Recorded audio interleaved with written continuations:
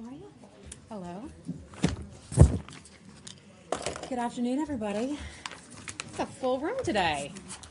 Is everyone back and rested from their trips overseas? Yes? Not all at once? Okay, you were here. Okay. Well, good to see you this morning. A couple things going on today, and first I want to welcome, we have a more packed room than usual. We have some very special guests here, and they're joining us from Iraq. Ladies and gentlemen, sitting in the back of the room, they work for the Iraqi government, and they've been here visiting the United States, learning more about journalism, but also the work of spokesperson, and that's what they do for their government, work as spokespeople and media directors. 12 of you are here. We'd like to thank you for coming to the United States. You've made a long trip, especially after a very difficult time and a hard-fought battle in Mosul. So we welcome you here. Thank you. As part of their trip here, I want to mention that they were at the de-ISIS meetings that took place here at the State Department last week. Our Iraqi friends toured the Department of Defense's Defense Media Activity Center at Fort Meade, and yesterday they had some briefings here at the State Department, and they've done some press along the way, so perhaps you might pepper them with some questions so they can see what U.S. journalists are really like. But I ask you to be nice to our guests.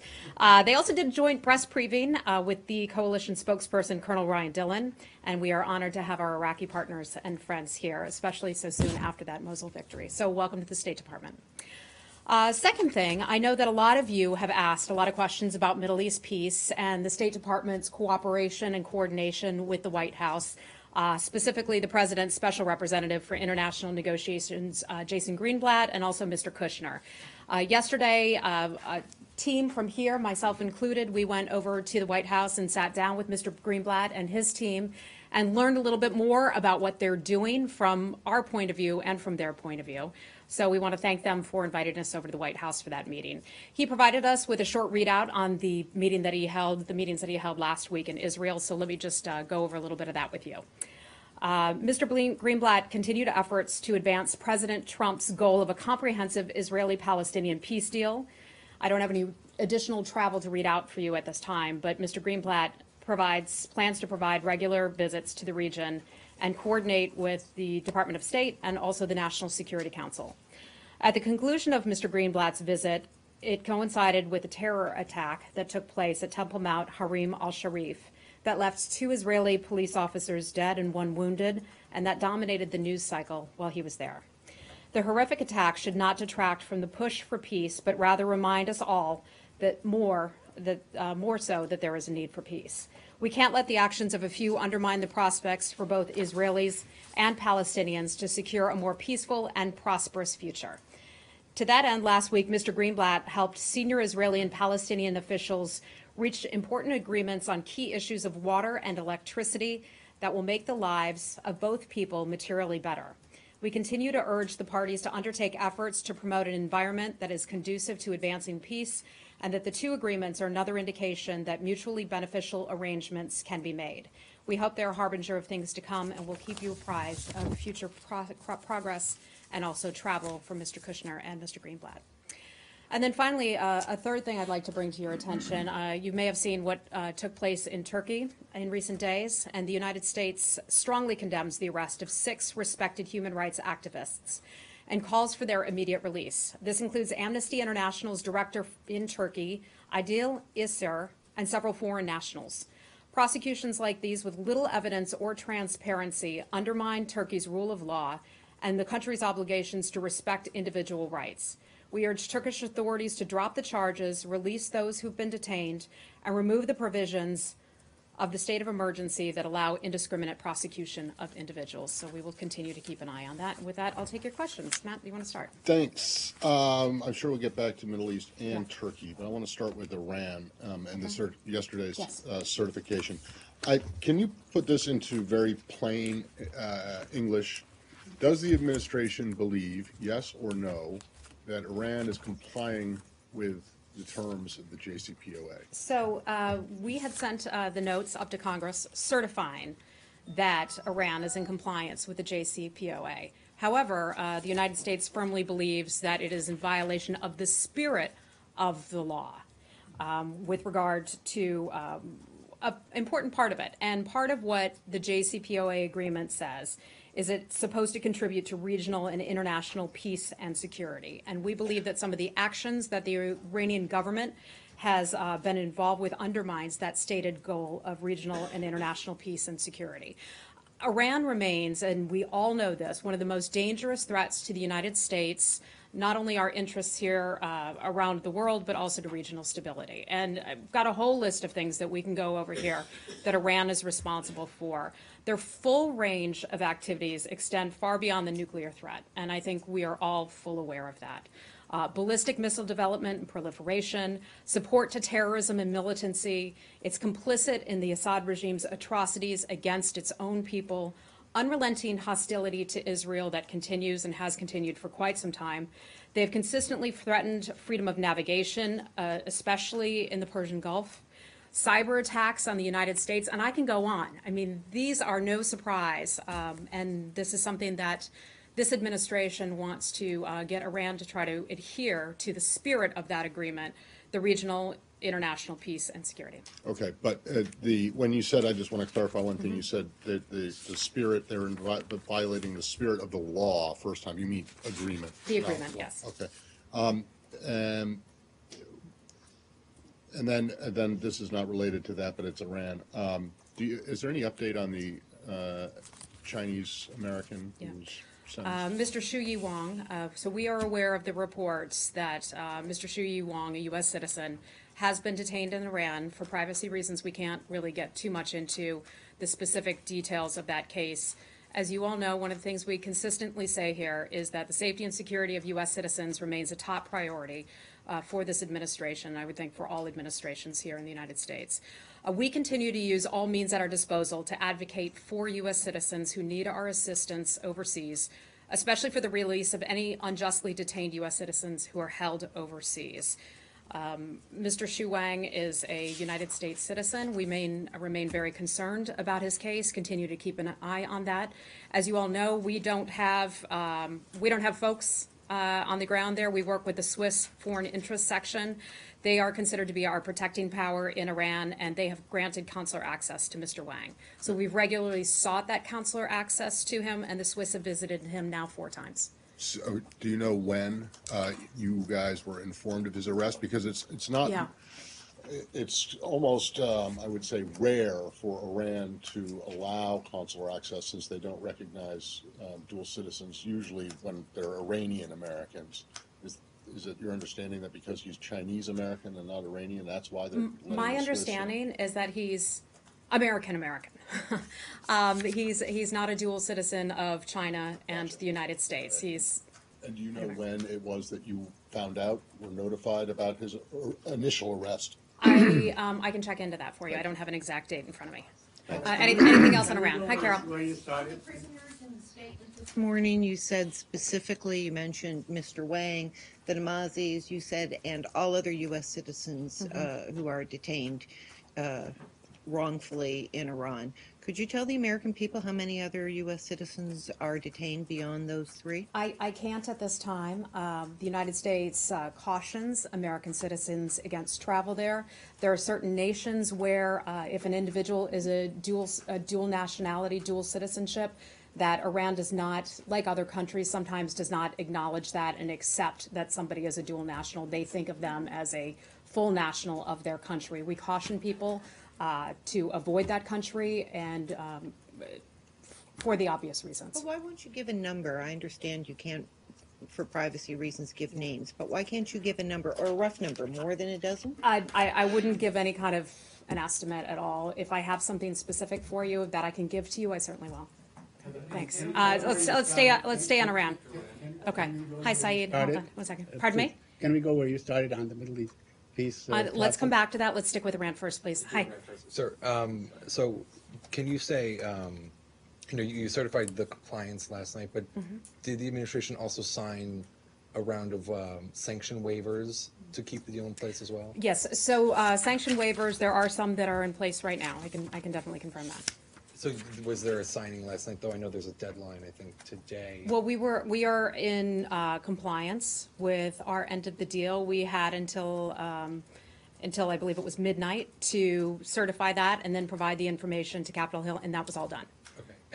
And the last time the secretary signed a round of sanction waivers, he said that the administration was beginning a 90-day review of all Iran policy. That would be ending today. Is that review ongoing? Is the deadline been pushed The back? overall review, like we have a lot of policy reviews on Afghanistan, for example, Pakistan, for example, Iran is one of them where we have an ongoing policy review that is taking place.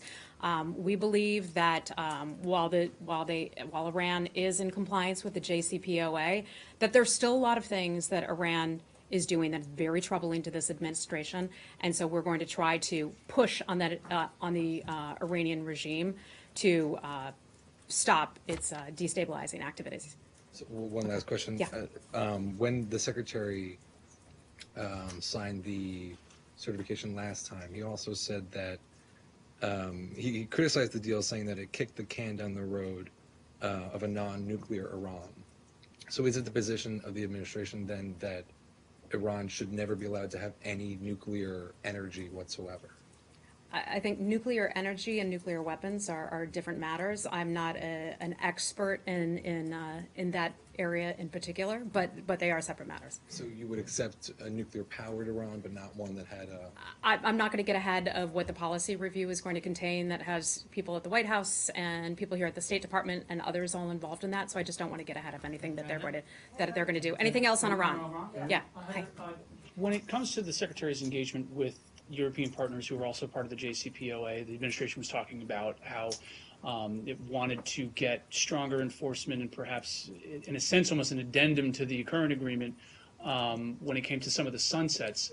Does the administration believe it has willing partners in European allies? I mean, they've got some businesses who are doing business in Iran right now, and it's profitable. Has the administration or the Secretary gotten pushback, and what have his engagements been like on that? You know, it's interesting because some would think that our European allies and our partners and our friends would only be interested in adhering to the JCPOA, but that's not our experience at all. Our experience is that they remain just as concerned as the United States does about the destabilizing activities that Iran remains involved with, whether it's supporting terrorism or other things as well. So this does not just affect the United States and the United States' interests, but it affects other countries as well. And a willingness to go further as the U.S. has laid out? I'm not going to get into commenting on what other countries are going to do, but I know we have those conversations, and those conversations are ongoing. And we know around about noon yesterday, the president was seriously considering not certifying this. Shortly after that, he met with the secretary. I wouldn't characterize it that way. There were meetings underway at the White House yesterday, and those meetings took place for a period of time, and the secretary and the president and everyone else had conversations, and we ultimately ended up sending the letters up to the Hill and informing the Hill that Iran was in compliance. Did Secretary Tillerson need to convince the president and spell this out? I wouldn't put it that way at all. I mean, they had a series of conversations, as they have about a lot of other issues. Did he make that argument though? Was that part of what he wanted to do while he was there at the White House? I think the secretary and the president are in line with one another. Okay. Anything else on Iran? Anything else on Iran? Okay, we're done with Iran. Okay, you want to go to Middle East peace? Let's see what we can do to solve it, huh? Yeah, exactly. So is this your first time meeting with Mr. Greenblatt on this very issue? Myself personally, No, I mean, yeah. No, I know other department? people from the State Department have had a series of conversations with him and discussions with him. He has been in meetings in Israel with our ambassador there and others as well. So there are a lot of those conversations and dialogues taking place. It was just my first time having the opportunity to go over there and hear firsthand about some of the activities. So are we likely to see a more active State Department in the Middle East peace Well, process as we have seen in the past? Well, the State Department has been active. We've been accompanying Mr. Greenblatt and also Mr. Kushner on a lot of these trips. We help facilitate that.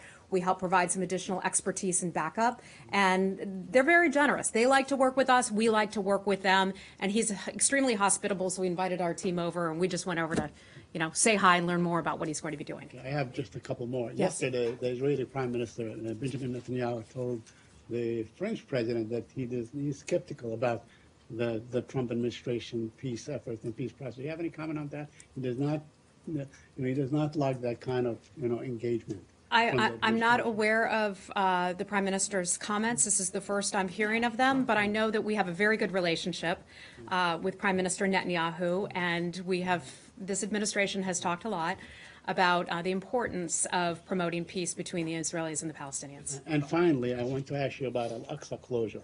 You know, if you have any comment on that, because this is a flashpoint. It is a very volatile situation and so on. Are you calling on the Israelis to, you know, to sort of stand down the measures that they have taken, such as the metal detectors and the closing off the area for Palestinian prayers and Muslim prayers? I think first what I would want to say about that is the White House had issued a statement on that very matter that you are addressing. And we continue to condemn terror attacks that take place on individuals. That occurred on Friday. That occurred at the end of, that occurred at the end of Mr. Greenblatt's meetings. Always, I want to say this, when these types of events occur, we want to express our condolences to the families of those who've been affected. Hold on, Saeed, I'm not done yet. Zero tolerance for terrorism, and that is something that we believe very strongly in. We would urge all sides to take steps to reduce tensions. We support the maintenance of the status quo and expect both sides to fulfill their commitments to that. But you know, I just want to remind you that the attackers are Israeli citizens. They come from a town up north. You know, they came all the way down to Jerusalem. And so on. We are promoting. But why Saeed, punish the Jerusalemites? Why are they we being are punished? promoting peace, and that's something that is one of the top issues for this administration, and we'll continue to talk about that. And things like this, when they happen, it has the ability to de-escalate, or has the ability to put things on a bad path. So we would encourage that to certainly not happen. Okay? Go ahead. You support the maintenance of the status quo. Do you believe that the status quo is being maintained? Or have the Israelis in putting the metal detectors up changed the status quo? We have been clear with the Israelis in our conversations about this, and I just don't want to get into any possible diplomatic conversations. Right, but forget about a conversation. Does the administration think that the status quo is being maintained The right now? Israeli government has pledged that they will maintain the status quo, and we would hope and expect them to do that. Are they? Do Again, you think, you look at the situation, can you say that the status quo is being maintained? Because the Jordanians, who are in charge of that part of the area, are very concerned that the status quo isn't being maintained. Okay. So can we get an answer to that? I am not aware of the Secretary having spoken with the Jordanians about this matter in particular. They were just in town last week, as you all know. But if I have anything more for you, I can get back to you on that. And then the last thing is, did you ever get an answer to the question I had the other week about whether this administration draws a difference between housing that's built in East Jerusalem for Israelis as opposed to West Bank? Do you consider I'm East not Jerusalem sure housing to that be I do. settlement? You know what? I don't think I do. But let me look into that for you. Okay. Okay. One thing Pardon? 600 more housing units were declared today. I wonder if you have a stand on that. I do not on that today. Thank you. Hi. Thank you. Hi, Jenny. Hi. Nice meeting you. Okay, on South Korea, two questions for the South Korea. Okay. Recently, South Korean government proposed military talks with North Korea. Can you confirm that the South Korean government informed the U.S. in advance this issue? So I can't confirm any diplomatic conversations that took place on that matter. As you know, we had a terrific visit from President Moon not long ago, who visited with our president, and also Secretary Tillerson was able to sit down with his counterpart here. We had a terrific meeting with them. They are an important partner with the United States, and that continues to be the case. In terms of the proposal that you just mentioned, I would have to refer you back to the government of the Republic of Korea. But overall, I would say we share the very same goal, and that is a denuclearized Korean peninsula. We both remain very concerned about the activities of the DPRK, the launching of the intercontinental ballistic missile, for example, and we want to see a complete and verifiable, irreversible denuclearization of the peninsula. One more Yes. on the FTA issues. Regarding in the FTA renegotiations that the U.S. wants from South Korea, does it mean revisional negotiation or full renegotiations? Does it mean food negotiations? Yeah, or Let me look into that. I don't have anything for you that's recent on that, but let me check, okay? All right, thank you. Mike, right? Mike? One more on Right? Yeah. Right. Hi.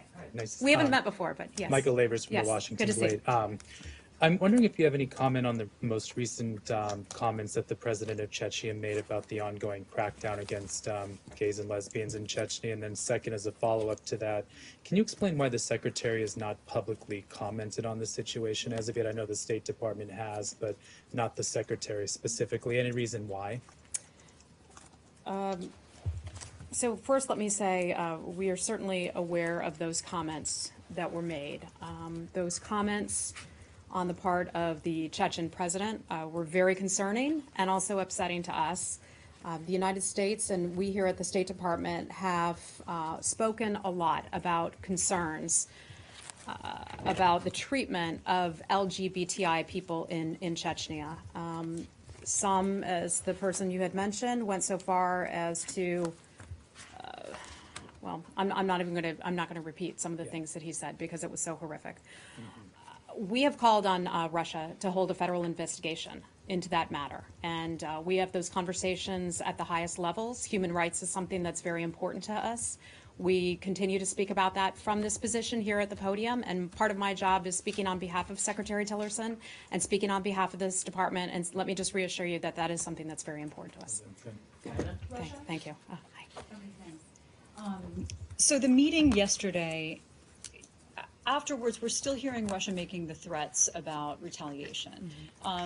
Does the State Department feel that that's imminent now that there isn't a deal on these properties? Well, these deals, so to speak, are going to take some time. The Undersecretary Tom Shannon had the meeting yesterday. It went on for quite some time with Mr. Ryabkov. We were happy to have him come here to Washington to sit down with us to talk about some of those so-called irritants. The conversation, we put out a readout this morning, was one that we considered, and this is what Mr. Shannon said himself, is that it was a forthright, tough, and deliberate conversation that reflected concerns on both of our parts, but also our commitment to a resolution. So nothing is coming together anytime soon. I don't have a timeline for you or anything, but those conversations will be continuing. Well, so are you calling their bluff? In essence, they've been threatening to do the same to the U.S. for months. It's a hypothetical. I know that they have threatened a lot of things, and so I'm just not going to get into, the various threats that people from around the world make. So, to wrap this up, how would you characterize the Secretary's feeling on these properties? Is he's open to giving them back with some conditions, or how would you describe it? I wouldn't characterize it that way. And look, one of the priorities here or the priority here is to get the United States and Russia to a place where they can have a good, decent, solid relationship so we can work together on areas of mutual cooperation, areas that are mutually important to both of our countries. One of them is Syria, for example, in that particular area in Southwest where there has been the ceasefire. That's a smaller area of mutual cooperation. From that, we can build upon that and start to work toward other goals on other matters. These conversations between Mr. Shannon and Mr. Ryabkov will continue. We've got a lot of stuff to talk about with that government, and so that'll continue. So did the U.S. present conditions? I can't get into all the details about what went on in that conversation, but I can say we're continuing those conversations. But just to be clear, is the Secretary open to giving them back? That I don't know. There are a lot of meetings that are taking place, and those meetings will continue. We're just not sure. A number of lawmakers are saying that the administration should not return these properties, at least until the investigation into the meddling in the presidential election is completed. There's some members of Congress who are calling for even more punitive measures to be enacted. So I'm just wondering, is that advice that you guys are willing to take on, or do you see that there's a possibility of this specific issue of these two properties being returned before there's a conclusion to the investigation? In terms of a timeline, I'm just not aware of any kind of specific timeline that we have. We don't, in fact, have any kind of timeline.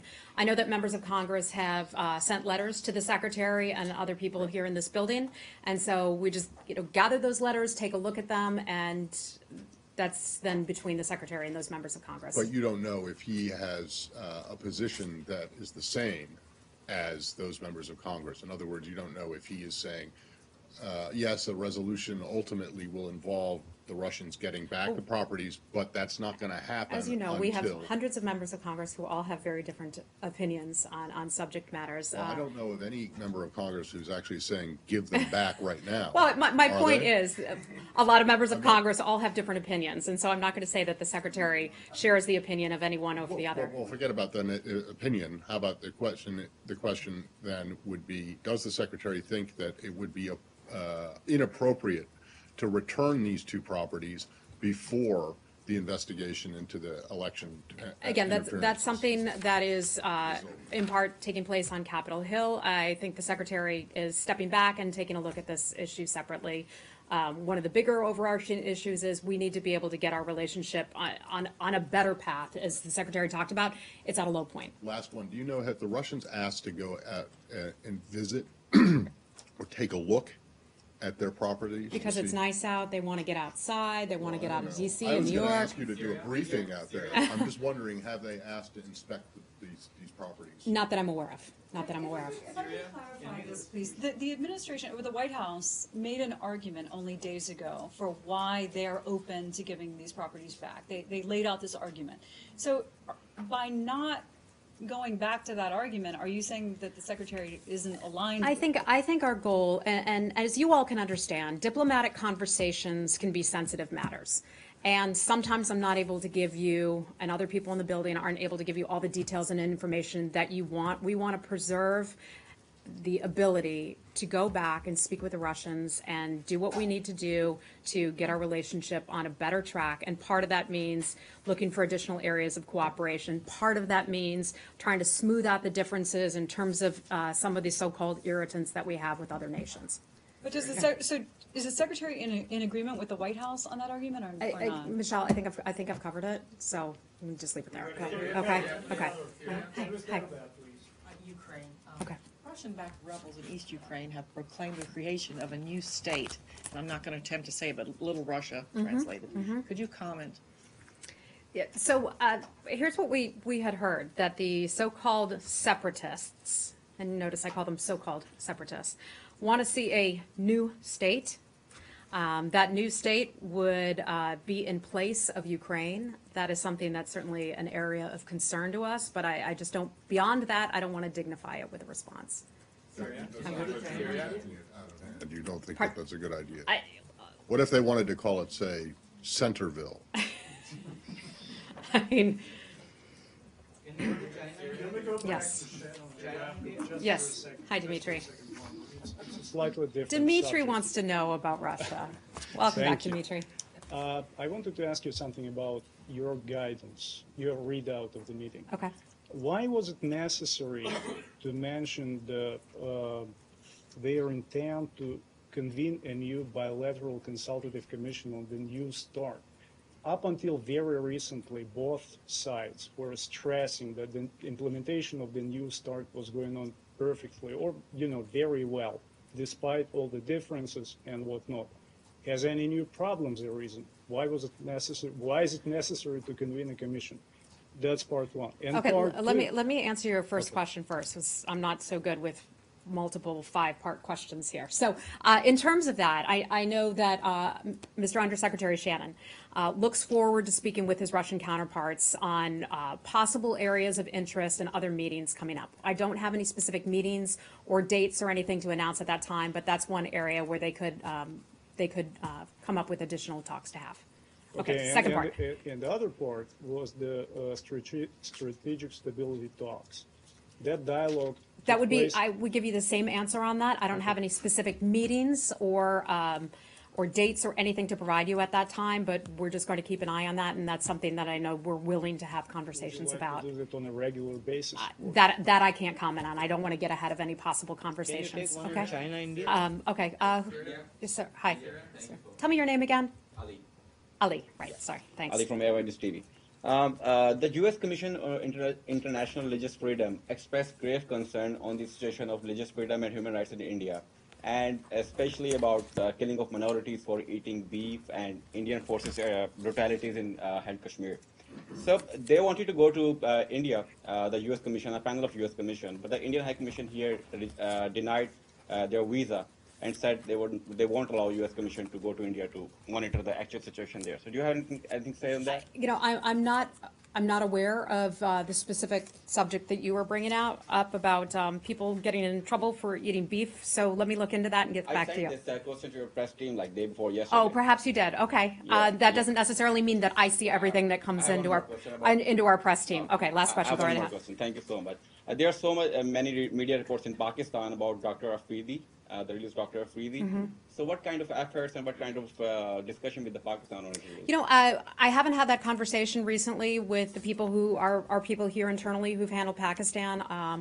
I am certainly aware and familiar with Dr. Afridi's case, and if we have anything new to bring you, I will certainly bring that to you, okay? Thank you. Okay, okay. Yemen? Go ahead. Yemen? Hold on. I'm sorry. Yes, hi, yes. Hi, Yulia Rakovska, Russia. Can I go back for 1 second to yesterday meeting of Ryabkov and Shannon? Do the U.S. have any conditions for returning diplomatic property? I think I've covered this. We've talked a lot about that, and we have a lot of other people here with questions about the region, so let me just leave it at that. I know that Mr. Shannon looks forward to continuing those conversations. Okay? Sir, hi. Oh. With the beard.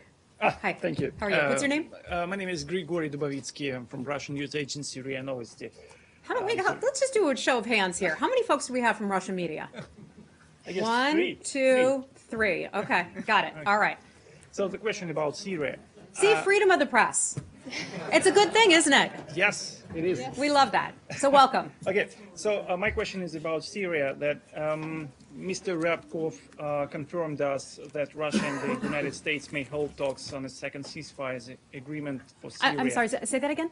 Mr. Ryabkov said that Russia and the United States may hold talks on a second ceasefire agreement for Syria. So can you confirm it and provide more details if you have? I cannot confirm that is something that's a discussion that is underway. I know one of the priorities for the U.S. government, in addition to coalition partners in Syria, is trying to obtain ceasefires and trying to get stability in the region, in certain parts of it where we think that can take hold.